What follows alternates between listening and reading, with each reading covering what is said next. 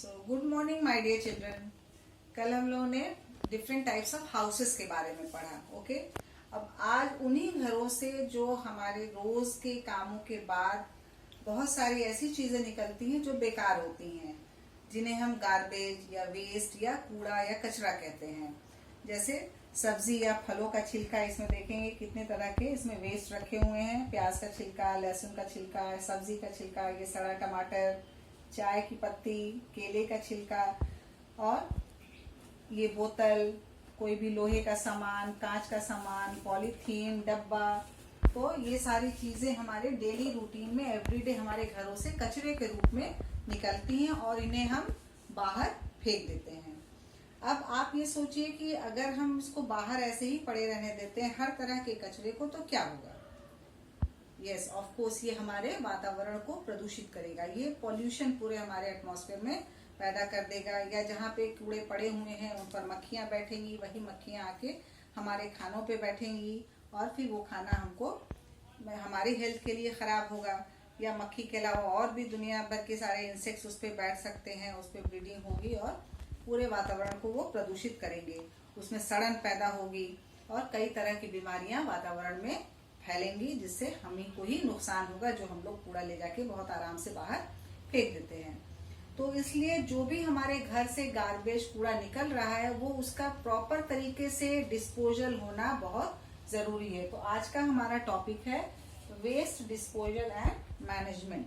ठीक है, कि कैसे हम अपने घर के कूड़े को कहीं अच्छी तरह से उसको निस्तारण करें। जो तो हम अपने घर के भी कूड़े अगर देखेंगे तो हम उसमें देखेंगे कि बहुत सारे कूड़े निकलते हैं। और बाहर अगर कहीं कूड़ा आपके घर के बाहर इकट्ठा होगा तो आप देखेंगे कि जो आपने गीले टाइप के कूड़े फेंके, जैसे बचा हुआ खाना, छिलका, सब्जी के, फलों के छिलके, चाय की पत्ती या सड़ा हुआ कोई और चीज सब्जी, तो वो आपको एक दो दिन बाद नहीं दिखता है।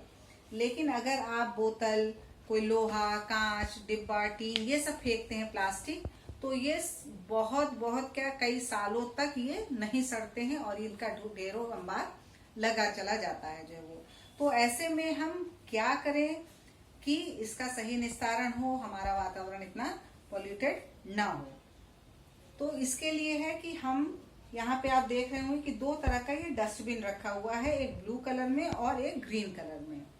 तो इसमें करना क्या है कि हमें अपने कूड़ों को अलग अलग तरीके से बांट देना है। गीला कूड़ा गीले कचरे वाले डब्बे में, और जो भी सूखा इस तरह के कूड़े हैं उनको हम नीले रंग के कचरे के डब्बे में डालेंगे। बाहर नगर पालिका की तरफ से, शासन की तरफ से हर जगह डस्टबिन भी लगे हुए, हालांकि कितने गायब हो गए, टूट गए। और वहीं कूड़ेदान, डस्टबिन होने के बाद भी लोग जमीन में फेंक देते हैं, लेकिन कूड़े के दान के अंदर कूड़ा नहीं डालते, जो बहुत गलत बात है।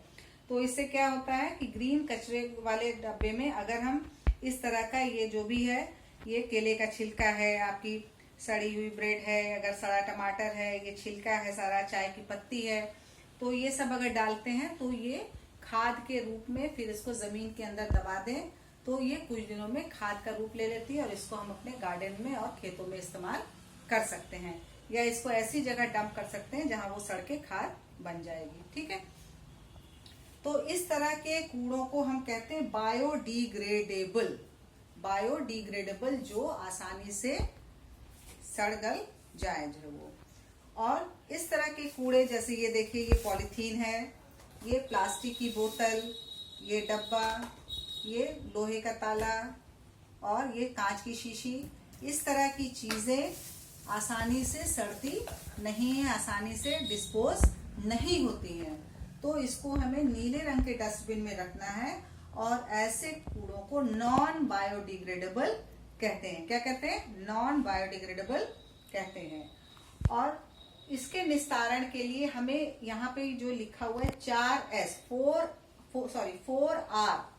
4R हमको याद रखना है। पहले इसे 3R होता था, लेकिन अब एक 4R एक पहला हो गया, रिफ्यूज। रिफ्यूज किसको करना है? रिफ्यूज मतलब मना करना। रिफ्यूज हमको बच्चों किसको करना है? प्लास्टिक को, पॉलीथीन को, क्योंकि पॉलीथीन सैकड़ों सालों तक नहीं सड़ती है और उससे यहाँ तक कि जानवरों तक की मौत हो रही है, वो लोग भी मर रहे हैं जो है वो। तो एक और ऐड हो गया है जो रिफ्यूज, और पहले क्या था? Reduce, reuse, recycle. देखिए चारों आर से है इसलिए लिखा हुआ 4R। रिड्यूस मतलब कोई भी हम अपनी जरूरत की चीजों को ही इस्तेमाल करें। अगर हमें जरूरत नहीं है तो हमें उसको लेने की जरूरत नहीं है, ताकि हमारे पास कूड़ा कम होगा। जितना सामान कम होगा तो कूड़ा कम होगा। रीयूज, ज्यादा से ज्यादा चीजों को हम इस्तेमाल कर सके। कोई शीशी डब्बा खाली होता है तो उसको हम फिर रीयूज कर लें, ठीक है। रिफ्यूज अभी मैंने बताया कि पॉलिथीन को कंप्लीटली ना कहना है।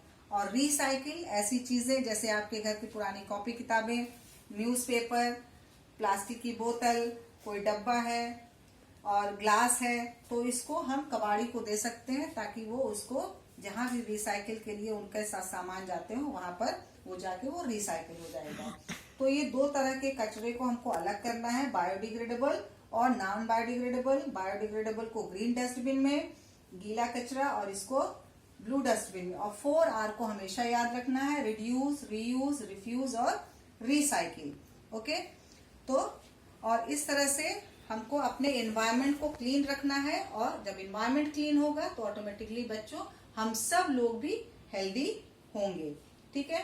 तो अब आपका ये होमवर्क होगा कि आप अपने घर से जो भी वेस्ट प्रोडक्ट निकलता है उसको दो अलग अलग कॉलम में लिखिए, बायोडिग्रेडेबल और नॉन बायोडिग्रेडेबल में।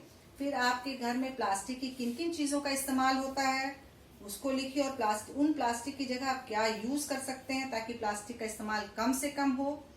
और आप किसी भी छोटे डब्बे, प्लास्टिक के डब्बे को आप डेकोरेट करके कोई और इस्तेमाल की भी चीजें आप बना सकते हैं। पेन होल्डर है या कोई भी चीज है तो बना सकते हैं।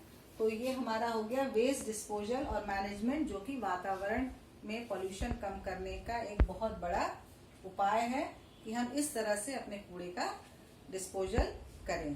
Okay, so thank you children, और इसको जरूर याद रखें 4R।